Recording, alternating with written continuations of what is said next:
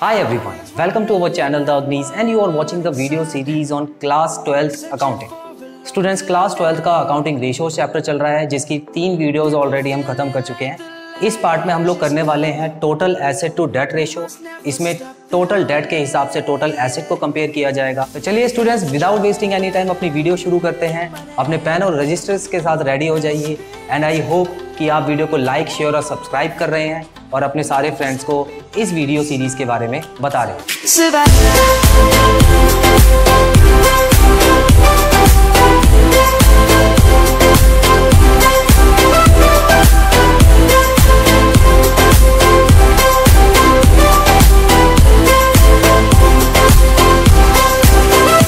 Students, हम लोग अपना पहला क्वेश्चन करते हैं total asset to debt ratio का। स्टूडेंट्स देखिए, फॉर्मूला मैंने यहाँ पे लिख दिया है। Total asset to debt ratio में आपको ऊपर लिखनी होती है टोटल एसेट्स और नीचे लिखनी है डेट। मतलब आप डेट से अपने टोटल एसेट को कंपेयर कर रहे हैं। तो चलिए स्टार्ट करते हैं। स्टूडेंट्स, आपने अगर पहले के पार्ट्स देखे हैं तो आपने ये बैलेंस शीट ज़रूर देखी होगी, ये मैंने बनाई है। इसमें लायबिलिटीज़ और एसेट अच्छी तरह समझाई थी मैंने। अगर आपने वो वाले पार्ट नहीं देखे हैं तो आप देख लीजिएगा। तो यहाँ पर आप देख सकते हैं, यहाँ पर शेयर होल्डर्स फंड है जिसके अंदर 2 टॉपिक आते हैं। एक हो गया शेयर कैपिटल और सेकंड है रिजर्व एंड सरप्लस। उसके बाद आता है नॉन करेंट लायबिलिटीज़ में long term borrowings and long term provisions और करंट लायबिलिटीज़। ये 3 टॉपिक के अंदर, 3 मेन हेडिंग के अंदर लायबिलिटीज़ का पूरा कंसेप्ट आ जाता है। उसके बाद एसेट्स की बात करें तो यहाँ पे नॉन करेंट एसेट्स और करेंट एसेट्स होती हैं और नॉन करेंट एसेट्स में फिक्स्ड एसेट्स भी आ जाती हैं, नॉन करेंट इन्वेस्टमेंट भी आ जाती हैं और non current loan and advances भी आ जाते हैं। इसके साथ मैंने आपको एक और चीज़ बताई थी स्टूडेंट्स कि शेयर होल्डर फंड्स को हम इक्विटी भी बोलते हैं। याद रखिएगा, जो शेयर होल्डर फंड है उसको इक्विटी बोलते हैं। और नॉन करेंट लायबिलिटी और करेंट लायबिलिटी दोनों को ऐड करके आता है टोटल डेट। यहाँ पर मैंने पूरा कंसेप्ट समझाया हुआ है। टोटल डेट जो आता है वो आता है नॉन करेंट लायबिलिटी और करेंट लायबिलिटी को मिलाकर। उसके बाद आता है स्टूडेंट्स, सेकंड पॉइंट देखेंगे आप, नॉन करेंट लायबिलिटी को एक और नाम दिया गया है जिसका नाम है डेट। इसको हम डेट भी बोलते हैं। उसके अलावा पहले और दूसरे पॉइंट को अगर आप मिला दें जिसमें शेयर होल्डर्स फंड और नॉन करेंट लायबिलिटी आता है तो ये बन जाता है कैपिटल एम्प्लॉयड। तो आई होप ये बैलेंस शीट आपको क्लियर है। इन सब के क्या मतलब है मैंने पहले की वीडियोस में आपको बताया हुआ है, तो आप पहले वो वीडियोस जरूर देखिएगा।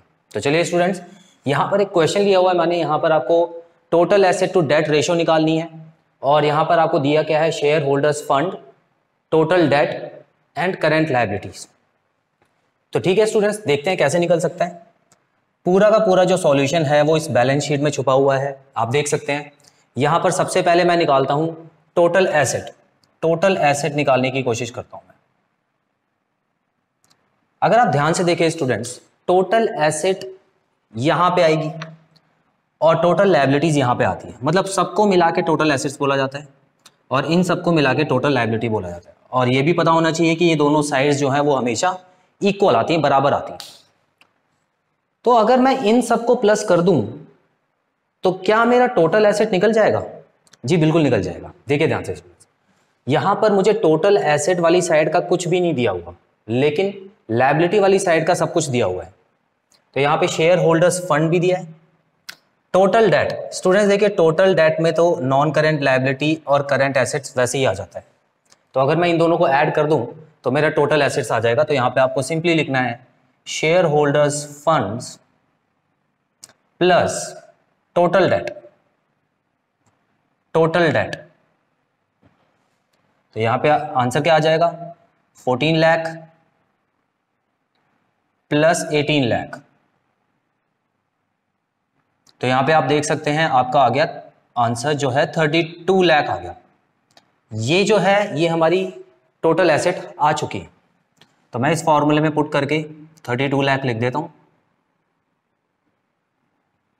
अब बारी है डेट पता करने की। बिल्कुल आसान तरीके से आप डेट भी पता कर सकते हैं स्टूडेंट्स। डेट का फॉर्मूला आपको पता है क्या होता है, जैसे कि यहां देख सकते हैं टोटल डेट और करंट लायबिलिटी। अगर मैं टोटल डेट में से करंट लायबिलिटी को हटा दूं तो मेरा सिर्फ डेट आ जाएगा। देखिए स्टूडेंट्स, यहां पर एक और पॉइंट लिखा हुआ मैंने, डेट। तो ये डेट जो है ये सेकंड पॉइंट को बोलते हैं। तो मुझे सिर्फ डेट निकालना है, तो टोटल डेट में से मैं करंट लायबिलिटी को माइनस कर देता हूं तो मेरा डेट आ जाएगा। तो यहां पे आप लिख सकते हैं total date minus current liability. तो टोटल डेट है 18 लाख माइनस करंट लायबिलिटी जो कि है 2 लाख। सो ये आ गया हमारा 16 लाख। ठीक है, अब डेट की जगह मैं 16 लाख लिख देता हूं और आपको पता ही है 16 के टेबल में 32 आता है 2 बार में, तो इसका जो आंसर आ गया वो आ गया 2:1। आई होप ये आपको क्वेश्चन क्लियर है। सेकंड क्वेश्चन में शेयर कैपिटल दिया हुआ है और रिजर्व एंड सरप्लस भी दिया हुआ है। तो आपको पता है कि शेयर कैपिटल और रिजर्व और सरप्लस कहां पे आते हैं, ये आते हैं शेयर होल्डर्स फंड में। Long term borrowings and long term provision भी दिया हुआ है और लॉन्ग टर्म बोरोइंग्स और लॉन्ग टर्म प्रोविजन कहां पे आते हैं, नॉन करंट लायबिलिटीज में। आप देख सकते हैं करंट लायबिलिटी भी दी हुई है, करंट लायबिलिटीज भी आपको दी हुई है। आप देखेंगे कि ये क्वेश्चन पिछले वाले क्वेश्चन से लगभग सेम हो चुका है, क्योंकि उसमें आपको मेन हेडिंग्स दे दी थी, लेकिन इसमें आपको अलग अलग करके दे दिया है। कोई प्रॉब्लम नहीं है, बड़े आराम से कर लेंगे हम लोग, हमको बैलेंस शीट पूरी याद है। ठीक है, total asset to debt ratio निकालनी है, तो स्टार्ट करते हैं। टोटल एसेट्स कैसे निकालें, टोटल एसेट्स। तो स्टूडेंट्स अगर आप एक बात मुझे बताएं कि टोटल एसेट्स कैसे निकलेगी जबकि यहां पर एसेट्स का कुछ भी नहीं दिया हुआ। आपको पता है दूसरी साइड से हम लोग हेल्प लेंगे, तो यहां पर किस तरह से हेल्प ले सकते हैं, ये दोनों आ गया पहले टॉपिक में, ये दोनों आ गए दूसरे टॉपिक में, और ये करंट लायबिलिटी हो गया तीसरा टॉपिक। सबको ऐड कर दो, जितने भी नंबर्स दिए आप सबको ऐड कर दो, आपकी टोटल एसेट्स आ जाएगी। तो यहां देख सकते हैं share capital plus reserves and surplus plus long terms borrowing plus long term provisions plus current liabilities. Students याद रखना, यहां पर मैं शॉर्ट में लिख रहा हूं क्योंकि आपको सब कुछ क्लियर है, लेकिन आप एग्जाम में कभी शॉर्टकट नहीं चलाएंगे, एग्जाम में आपको पूरा लिखना है, नहीं तो मार्क्स कट जाएंगे। ठीक है, तो यहां पर शेयर कैपिटल में आप देख सकते हैं 12 लाख, रिजर्व एंड सरप्लस में 8 लाख, लॉन्ग टर्म बोरोइंग्स में 25 लाख, लॉन्ग टर्म प्रोविजन में 5 लाख और करंट लायबिलिटीज में 10 लाख। सारी चीजें मैंने प्लस कर दी हैं। चलिए अब ऐड करते हैं इसको। देखिए स्टूडेंट्स 5 लाख और 25 लाख हो गया 30 लाख, 30 और 10 हो गया 40 लाख, और 40 और 20 लाख हो गया 60 लाख। तो ये हमारी 60 लाख टोटल एसेट्स आ चुकी है। ठीक है, अब हम डेट की बात करते हैं।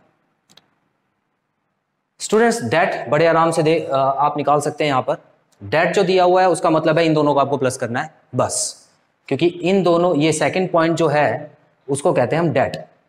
यहां पे लिखा हुआ है स्टूडेंट्स, देखिए सेकंड पॉइंट को कहते हैं डेट, इसमें करंट लायबिलिटीज नहीं आती है। ठीक है, तो डेट में हम लोग long term borrowings plus long term provisions कर देते हैं। सो लॉन्ग टर्म बोरोइंग्स है 25 लाख, लॉन्ग टर्म प्रोविजन है 5 लाख, तो ये टोटल हमारा आ गया 30 लाख, 30 लाख। ठीक है, पुट कर दीजिए वैल्यूज, आंसर आपको पता ही लग गया होगा, इंटेलिजेंट बच्चे तो हो ही। तो यहाँ पे 60 लाख अपॉन 30 लाख को अगर आप डिवाइड करो तो आपकी जो रेशो आएगी वो आएगी 2:1। रेशो आ गई 2:1। तो चलिए स्टूडेंट्स एक और क्वेश्चन प्रैक्टिस करते हैं। इस क्वेश्चन में आपको काफी सारी चीजें दी गई हैं, देख लेते हैं। यहां पर दिया हुआ है कैपिटल एम्प्लॉयड। पहला क्वेश्चन हम लोग ऐसा कर रहे हैं जिसमें हमको कैपिटल एम्प्लॉयड दिया हुआ है, और कैपिटल एम्प्लॉयड का मतलब मैं आपको बताना चाहूंगा, ये पहले 2 पॉइंट जिसमें आते हैं वो कैपिटल एम्प्लॉयड है। आप यहाँ से लेके यहाँ तक ब्रैकेट देख सकते हैं। शेयर होल्डर्स फंड और नॉन करेंट लाइबिलिटी को अगर आप ऐड कर दें तो कैपिटल एम्प्लॉयड आ जाता है। उसके बाद देख सकते हैं इन्वेस्टमेंट। स्टूडेंट्स देखिए इन्वेस्टमेंट क्या होता है। अब ये इन्वेस्टमेंट एक तरह की एसेट है। ओके अब ये क्वेश्चन में यहाँ पे नहीं दिया हुआ है कि ये जो करंट इन्वेस्टमेंट है या नॉन करंट इन्वेस्टमेंट है, तो अभी हम फिलहाल इसको नॉन करंट इन्वेस्टमेंट मान के चलेंगे और लंबे समय की इन्वेस्टमेंट मान के चलेंगे। तो नॉन करंट इन्वेस्टमेंट कहाँ पे आता है? एसेट्स में। लैंड भी आपको पता है ये तो फिक्स्ड एसेट होती है। ट्रेड रिसीवेबल करंट एसेट हो गई, तो ये भी करंट एसेट है। और कैश एंड कैश इक्विवेलेंट भी करंट एसेट होती है। और कुछ देख लेते हैं यहाँ पर, क्या कुछ और एसेट्स में आ रहा है? नहीं, आप देखेंगे यहाँ पर और ऐसा कुछ नहीं है जो एसेट्स में आएगा। तो यहाँ पर हम क्या करेंगे, अब देखते हैं share capital. Share capital liability side आता है। 8% डिबेंचर, इसका मतलब होता है long term liability, non current liability में आता है ये। तो स्टूडेंट्स ये भी लायबिलिटी में आ गया। कैपिटल रिजर्व, देखिए reserve and surplus, reserve and surplus भी लायबिलिटी में आते हैं। तो हमने बहुत जल्दी से क्लासिफाई कर लिया सारी चीज़ों को। अब हम क्या करेंगे, सबसे पहले टोटल एसेट निकालते हैं, उसके बाद डेट निकालेंगे।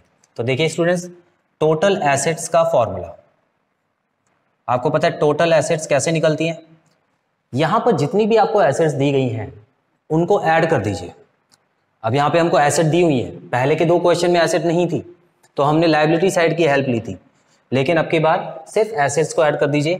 तो यहाँ पर आ गया investment plus land plus trade receivable और प्लस कैश।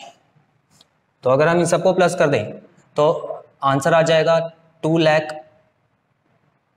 वैल्यू पुट कर देते हैं पहले, उसके बाद लैंड 8,50,000, उसके बाद 2,75,000, आ गया ट्रेड रिसीवेबल और बाद में आता है कैश। ओके, तो आई होप ये वाली चीज आपको क्लियर है। अब इन सबको प्लस कर लेने के बाद हम लोग ये देखते हैं कि वैल्यू क्या आई है। ठीक है, तो आप देख सकते हैं स्टूडेंट्स, इसको और इसको प्लस करके तो 10 लाख आ गया। ठीक है, उसके बाद अगर हम इन दोनों को प्लस कर दें तो ये आ जाएगा 14,85,000, 14,85,000। ठीक है, ये हमारा क्या आ गया, टोटल एसेट। तो हम लोग यहां पर टोटल एसेट की जगह लिख देते हैं 14,85,000। आई होप ये चीज आपको क्लियर है। उसके बाद अब हम निकालते हैं डेट।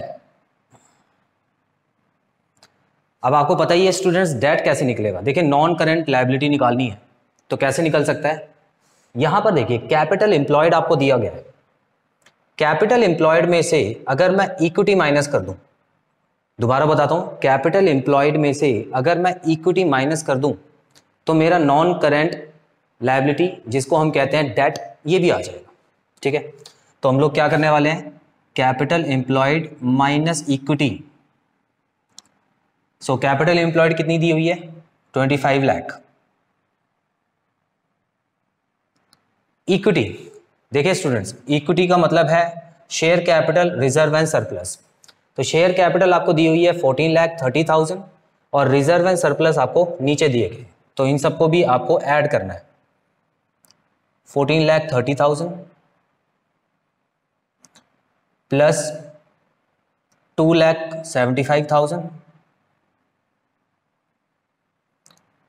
प्लस 1,50,000।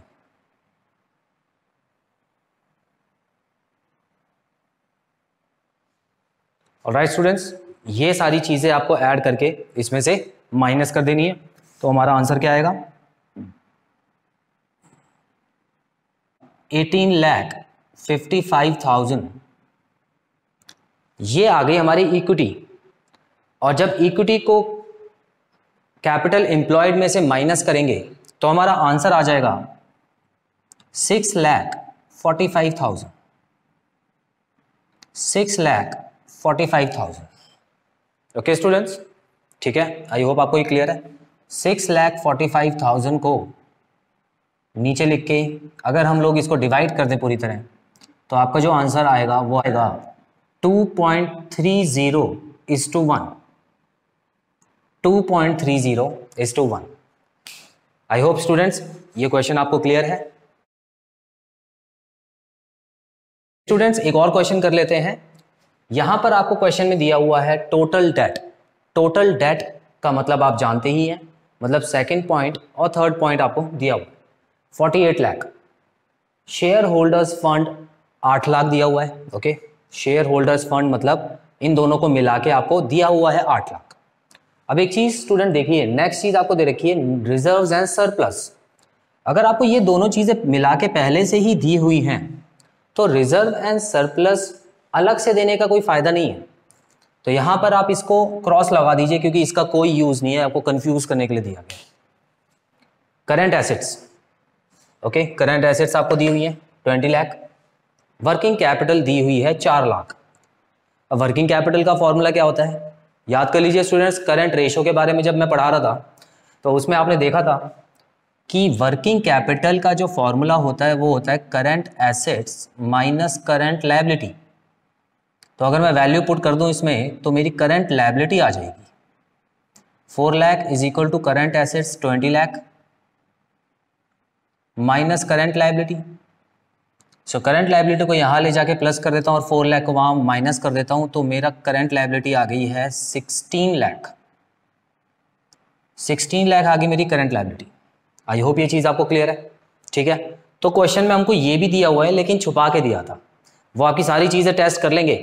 रेशो देखिए कौन सी चल रही है, लेकिन दे दिया आपको करंट रेशो का।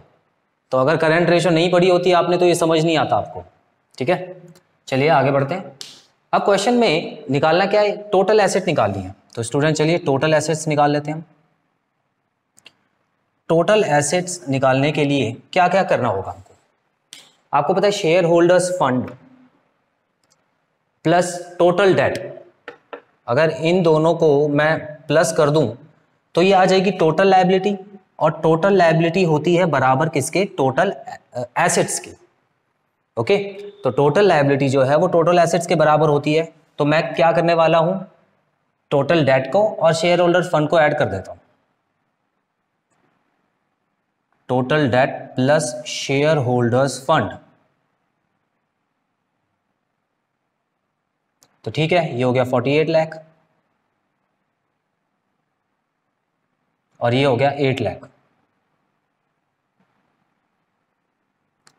सो 56 लैक्स टोटल एसेट आ चुकी है मेरी। टोटल एसेट कितनी आ चुकी है, 56 लैक्स। अब बात करते हैं हम डेट की। डेट कितना सिंपल है, देखिए स्टूडेंट्स, आपको टोटल डेट दिया हुआ है। टोटल डेट सेकंड और थर्ड पॉइंट को ऐड करके आता है और इसमें थर्ड वाली चीज भी हमने निकाल दी है जो कि एक करंट लायबिलिटी। करंट लायबिलिटी हम लोग निकाल चुके हैं।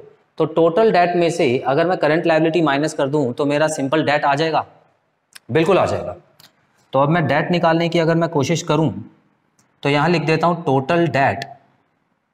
Total date minus current liability. तो टोटल डेट स्टूडेंट क्वेश्चन में दिया हुआ है 48 लैक्स माइनस करंट लायबिलिटी अभी हम लोगों ने निकाली है 16 लैक्स।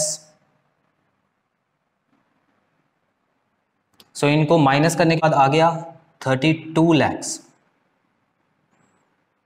32 लैक्स, ओके।